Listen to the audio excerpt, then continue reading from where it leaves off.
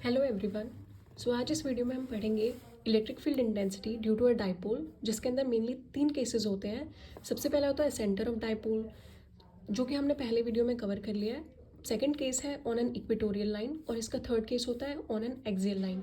तो सबसे पहले इक्वेटोरियल लाइन क्या होती है ये पता करते हैं। A line perpendicular on the centre of dipole is called an equatorial line. एक ऐसी लाइन होगी जो सेंटर ऑफ डाइपोल के परपेंडिकुलर होगी, उस लाइन को बोलते हैं इक्वेटोरियल लाइन। उसके बाद हमने इस इक्वेटोरियल लाइन के ऊपर ये चीज़ें कुछ अज्यूम करनी है, तो ये सब हम डायग्राम के थ्रू दिखाएंगे। और ये लेट लिखना एग्जाम में बहुत ज़रूरी है। इक्वेटोरियल लाइन और एक्सियल लाइन यूनिट 1 में सबसे इंपॉर्टेंट 2 डेरिवेशंस है, तो उसके अंदर ये लेट जो लेट होता है वो हर डेरिवेशन में लिखना ज़रूरी है।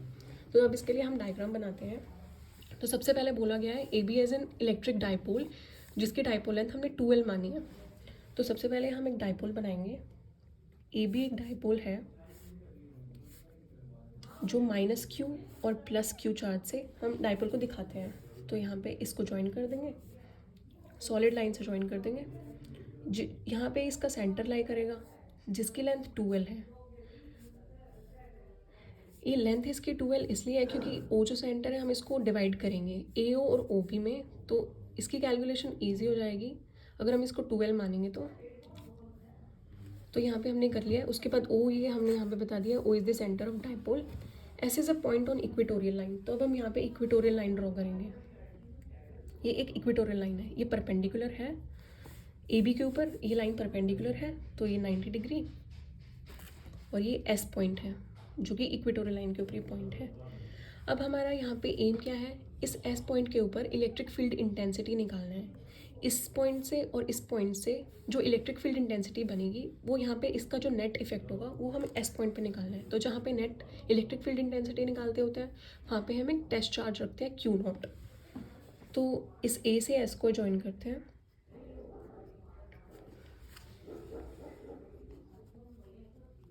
ये ज्वाइन कर दिया। अब हमें पता है ये L की वैल्यू हमें पता है और ये हमने OS को R मान लिया। ये लेट हमें पहले ही करके रखना है, ये R मान लिया। तो अब ये पाइथागोरस ट्रायंगल बन चुका है। इसके अंदर हम पाइथागोरस थ्योरम लगाएंगे जिससे कि ये जो वैल्यू आएगी AS की वैल्यू ये L² + R² आएगी। कैसे आएगी? पाइथागोरस थ्योरम क्या होती है, OS² + OA² = AS²। तो इस ट्रायंगल में भी और इस ट्रायंगल दोनों में हम पाइथागोरस थ्योरम लगा के इसकी वैल्यू फाइंड आउट कर लेंगे, L² + R²। उसके बाद हमको इलेक्ट्रिक फील्ड इंटेंसिटी की डायरेक्शन पता करनी है। सबसे पहले Q0 और +Q इन दोनों के बीच देखते हैं। तो सबसे पहले Q0 और +Q चार्ज है और इधर -Q और Q0 चार्ज है। तो सबसे पहले E1 की वैल्यू होगी जो हमारी, वो -Q और Q0 के बीच जो इलेक्ट्रिक फील्ड इंटेंसिटी बनेगी वो डायरेक्शन होगी। अब देखो, वो इलेक्ट्रिक फील्ड लाइंस के बारे में जब बताया था तो उसमें क्या होता है, -Q और Q0 ये टेस्ट पॉजिटिव चार्ज है। तो हमारी इलेक्ट्रिक फील्ड इंटेंसिटी की डायरेक्शन किधर होगी, पॉजिटिव चार्ज से आउटवर्ड्स टूवर्ड्स नेगेटिव, +Q से -Q की तरफ। तो ये +Q चार्ज है, -Q इसकी तरफ आएगी, जो डायरेक्शन होगी वो इसकी तरफ आएगी। तो ये हमारी क्या हो गई, E1 की डायरेक्शन। समझ आई? E1 की डायरेक्शन इधर हो गई। तो ST, इसको T मान लो कि जो डायरेक्शन होगी वो ST की तरफ होगी, या फिर हम SA भी कर सकते हैं लेकिन ST मान लो। उसके बाद हम लेंगे Q0 चार्ज और +Q चार्ज। इन दोनों की वजह से जो हमारी इलेक्ट्रिक फील्ड इंटेंसिटी की डायरेक्शन होगी वो होगी E2 होगी। ठीक है, तो उसकी डायरेक्शन +Q चार्ज है, Q0 चार्ज है। Q0 की वजह से जो चार्ज होगा, जो डायरेक्शन होगी वो इधर होगी क्योंकि पॉजिटिव चार्ज है, पॉजिटिव से आउटवर्ड्स। इधर फिर से पॉजिटिव आ जाएगा तो पॉजिटिव पॉजिटिव तो रिपेल करते हैं ना, तो पॉजिटिव से नेगेटिव की तरफ, there might be a negative charge somewhere here, तो यहाँ से इधर जाएगी। हो सकता है इधर नेगेटिव चार्ज लाई करे लेकिन पॉजिटिव से तो निकल गई ना बाहर की तरफ, तो इसकी तरफ नहीं होगी, इसकी तरफ कभी नहीं होगी, बाहर की तरफ होगी। पॉजिटिव की तरफ कभी नहीं होगी, पॉजिटिव से नेगेटिव की तरफ होगी, इधर चली गई। ठीक है, ये हमारी E2 की डायरेक्शन हो गई। तो जो कि E2 की डायरेक्शन किधर होगी, SN की तरफ। तो ये 2 डायरेक्शन हमें पता लग गई हैं, E1 और E2। अब हमें निकालना है यहाँ पे नेट। तो नेट के लिए हमें क्या पता करना ज़रूरी है कि इन दोनों के बीच में जो डायरेक्शन बनेगी वो किधर बनेगी। लेकिन सबसे पहले हम इलेक्ट्रिक फील्ड इंटेंसिटी निकालते हैं, E1 और E2 निकालते हैं, क्योंकि उन्हीं की वजह से तो हमें नेट पता लगेगा। तो electric field intensity due to minus Q charge, जो कि वैल्यू निकली थी हमारी E1 किसकी वजह से, माइनस क्यू की वजह से E1। तो E1 की वैल्यू क्या आएगी, ई का फॉर्मूला क्या होता है, K Q divided by R square magnitude of Q. तो भाई सिंपल, के की value 1/4 pi epsilon naught magnitude of Q divided by R square. इनके बीच का डिस्टेंस क्या है, ए एस का होल स्क्वायर।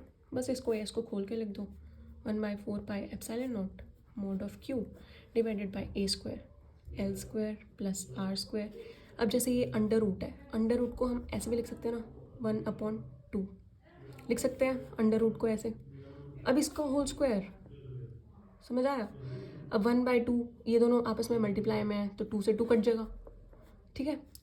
अरे नहीं, इसके साथ इसकी डायरेक्शन भी तो बतानी है, S T along S T, साथ में अलॉन्ग एस टी भी लिख देना यार, मेरी डायरेक्शन के साथ कुछ ज़्यादा ही प्रॉब्लम है।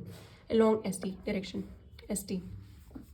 उसके बाद क्या करना है, 1/4 pi epsilon naught mod of Q divided by, ये कैलकुलेशन सिंपल से काट देनी है इसको। उसके बाद L square plus R square, साथ में डायरेक्शन अलॉन्ग एस टी। तो ये सिंपल E1 की वैल्यू आ गई है बहुत सिंप्लीफाई करके।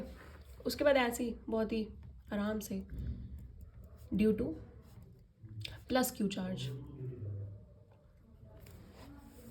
E2 1/4 pi epsilon naught mod of Q divided bye, अब डिस्टेंस बिटवीन द चार्जेस, तो E2 के लिए हमारे पास ये वैल्यू होगी एस बी का स्क्वायर। इसके लिए क्या थी, एस थी, इसके लिए माइनस क्यू चार्ज के लिए ये थी, प्लस क्यू चार्ज के लिए ये वैल्यू हो जाएगी क्यू नॉट और प्लस क्यू के बीच में। तो एस बी अलॉन्ग डायरेक्शन देखनी है अलॉन्ग एस एन, ये एस एन इसकी तरफ डायरेक्शन आएगी अलॉन्ग एस एन। सिंप्लीफाई कर लो, एस बी की वैल्यू डाल के 1/4 pi epsilon naught mod of Q S B. तो वही सेम जैसा इधर किया है वैसे इसको रूट को L square plus R square 1/2 लिख देना है और एस बी का होल स्क्वायर, ये सिर्फ वैल्यू एस बी की है और अब इस पर होल स्क्वायर लगा देंगे और direction long S N. Simple, बस इसको इसकी तरह सिंप्लीफाई करके लिख दो, 4 पाई एप्सिलॉन नॉट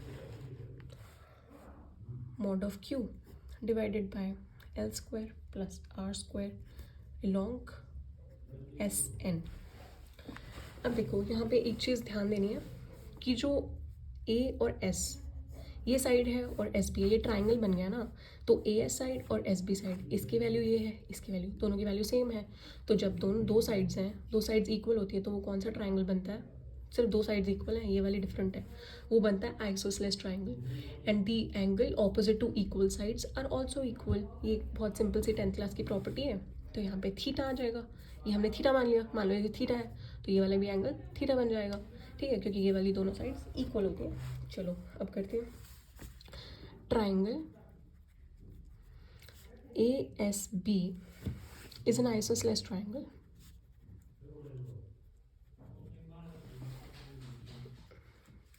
तो एंगल A और एंगल B दोनों इक्वल हो जाएंगे जिनकी वैल्यू हो जाएगी थीटा।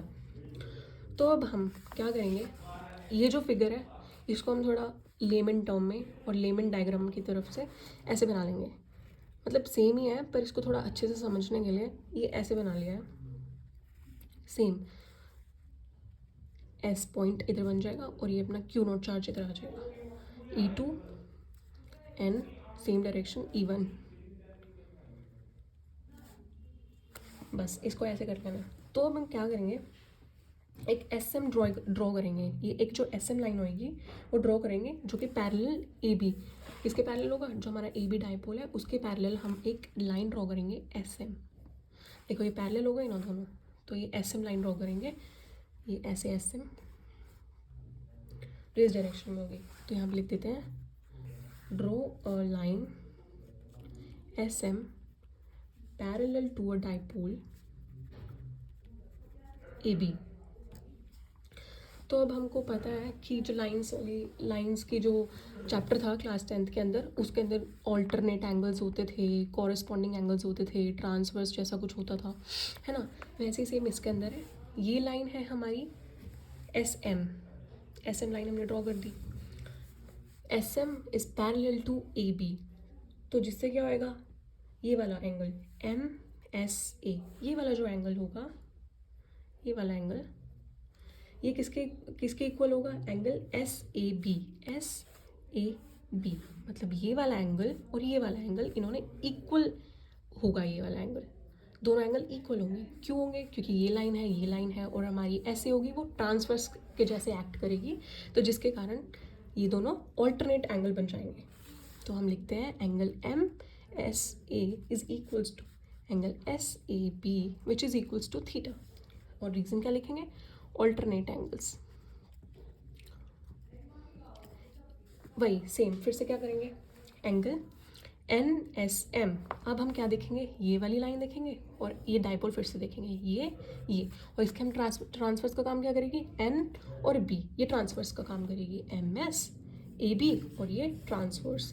तो क्या होएगा, ये वाला एंगल और ये वाला, ऊपर वाले जेड बन रहा है ना, तो ये ऑल्टरनेट एंगल्स होते हैं, और जो ऊपर बनता है वो क्या होते हैं, कॉरेस्पॉन्डिंग एंगल्स होते हैं। तो एंगल एन एस एम ये भी बन जाएगा थीटा, क्योंकि ये भी थीटा है, एन एस एम, और एंगल एस बी ए ये दोनों इक्वल हो जाएंगे। क्यों हो जाएंगे, because they are corresponding angles and parallel lines are M S and A B, and the line which will act as transfers वो क्या होगी, एन बी होगी। बस सिंपल लिख देना है, angle N S M is equals to angle S B A. और reason में क्या लिखेंगे, ऊपर वाला ऑल्टरनेट एंगल्स होगा और ये कॉरेस्पॉन्डिंग एंगल्स। तो अब ये हमारी डायरेक्शन बन गई E1 E2, इधर हमने थीटा वैल्यू निकाल ली, इधर थीटा वैल्यू निकाल ली, और जो इनका जो नेट डायरेक्शन होगा, जो हमको नेट यहाँ पे एस पे नेट इलेक्ट्रिक फील्ड इंटेंसिटी निकालनी है, उसकी डायरेक्शन इधर करेगी, E1 और E2 के कहीं बीच में लाई करेगी, जो कि E1 E2 के बीच में एंगल क्या बनेगा, 2 थीटा बनेगा। थीटा इधर बन रहा है, थीटा इधर बन रहा है, तो ये हमारी नेट वैल्यू है।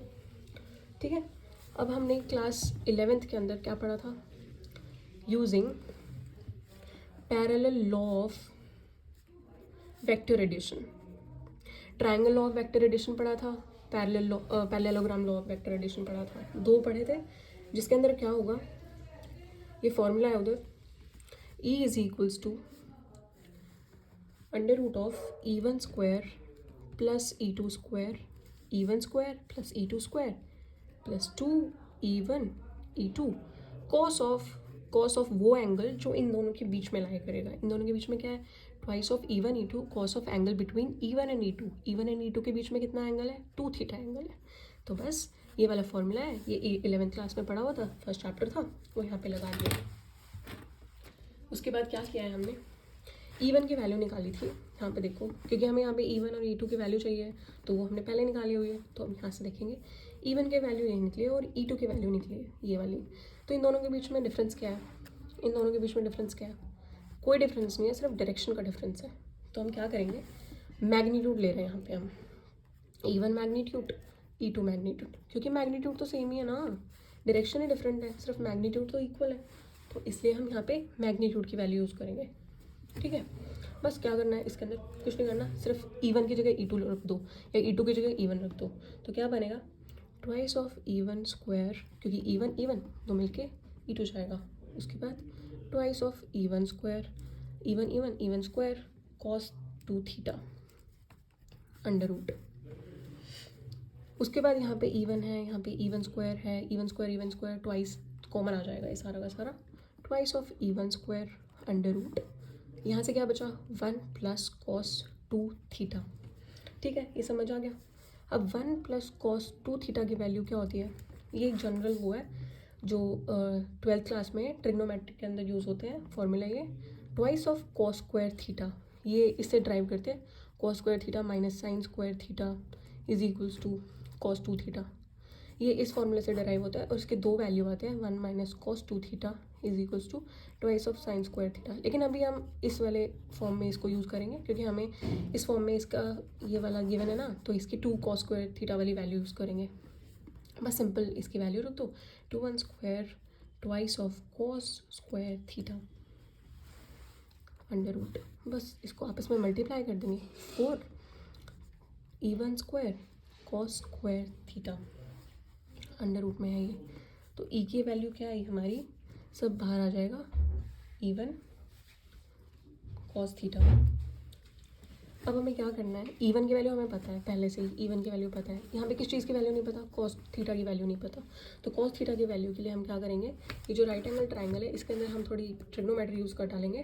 तो यहाँ पे ट्रिग्नोमेट्री यूज़ करेंगे in right triangle AOS। AOS के अंदर हम कॉस थीटा की वैल्यू निकालेंगे। तो कॉस थीटा इधर क्या बनेगा, कॉस थीटा का फॉर्मूला क्या होती है, बेस अपॉन हाइपोटेन्यूज। थीटा है, थीटा के लिए बेस क्या होएगा, L। L मतलब AO, बेस होगा तो इसकी वैल्यू क्या लिख देंगे हम, L। उसके बाद क्या है, हाइपोटेन्यूज। इस थीटा के लिए हाइपोटेन्यूज होगा ये L² plus R² under root के अंदर। तो यहाँ पे R² प्लस L² की पावर 1/2। क्या करेंगे, ये कुछ इनको इक्वेशंस बना लेते हैं, इक्वेशन 1, इक्वेशन 2, तो ये इक्वेशन 3 और ये इक्वेशन 4। अब क्या करेंगे, इक्वेशन 4 जो होगी उसको हम 3 में डाल देंगे, बस फिर हमारी ई की वैल्यू आ जाएगी 2 E1। यहाँ से E1 की value put 4 in 3, 4 and 1 in 3, 4 and 1 दोनों को, क्योंकि हमें E1 की वैल्यू भी चाहिए, कॉस थीटा की वैल्यू भी चाहिए। E1 की वैल्यू क्या निकलेगी यहाँ से, 1/4 pi epsilon naught mod of Q L² plus R², और यहाँ पे क्या बन जाएगा L अपॉन, अब हम क्या किसकी वैल्यू डाल रहे हैं, E1 की वैल्यू खत्म हो गई, इतनी थी, और कॉस थीटा की वैल्यू यहाँ पे डाल देंगे L upon R² plus L² half. अब हमें पता है कि जो डाइपोल, इलेक्ट्रिक डाइपोल मूवमेंट होती है उसकी वैल्यू क्या होती है, 2L मॉड ऑफ Q। अब हमें यहाँ पे ढूंढना है कि क्या क्या बन रहा है, 2 बन रहा है, L बन रहा है, 2L मिल गया हमें और मॉड ऑफ Q भी मिल गया। तो बस क्या करना है, इसकी जगह हमें P डाल देना है, P upon 4 pi epsilon not R² plus L²। Power इधर 1 है और इधर पावर हाफ है, तो दोनों बेस सेम है, पावर क्या हो जाती है, ऐड हो जाती हैं, 3/2 ये पावर बन गई है। तो बस ई की वैल्यू हमारी, नेट इलेक्ट्रिक फील्ड इंटेंसिटी की वैल्यू हमारी ये आ गई है। अब इसके अंदर एक स्पेशल केस भी आता है, तो वो स्पेशल केस क्या होता है, शॉर्ट डाइपोल का केस होता है। तो हमेशा याद रखना, शॉर्ट डाइपोल के अंदर कंडीशन होती है L लेस देन R। जो हमारा L होगा, यहाँ पे जो L होगा वो ये जो R की वैल्यू, O और S के बीच में जो डिस्टेंस है R, तो ये जो L होगा ये R से बहुत ज़्यादा छोटा होगा शॉर्ट डाइपोल के केस के अंदर। तो L is very very less than R, तो जिसके कारण यहाँ पे L² प्लस R² है, तो L बहुत छोटा हो गया, बहुत छोटा हो गया मतलब ये 0 के इक्वल, R के कंपैरिजन में L बहुत छोटा है, मतलब 0 के इक्वल हो जाएगा ये। तो ये L² is nearly equal to 0। तो E की वैल्यू क्या बनेगी, यहाँ पे L² की जो 0 वैल्यू है वो हम इस इक्वेशन में डाल देंगे, 5th इक्वेशन में। बस कुछ नहीं करना, P is equal P upon 4 pi epsilon not R³, क्योंकि हमने क्या किया, यहाँ पे जो L² की वैल्यू 0 कर दी, तो ये 2 से 2 कट जाएगा और R³ बन जाएगा। तो P upon 4 pi epsilon not R³। यहाँ से हमें क्या रिजल्ट मिल रहा है, E is inversely proportional two cube power of 3। तो बस ये ऐसे रिलेटेड है। इक्वेटोरियल के केस में जो E होगा वो 1/3 के इन्वर्सली प्रोपोर्शनल होगा। तो ये था इक्वेटोरियल। Thank you.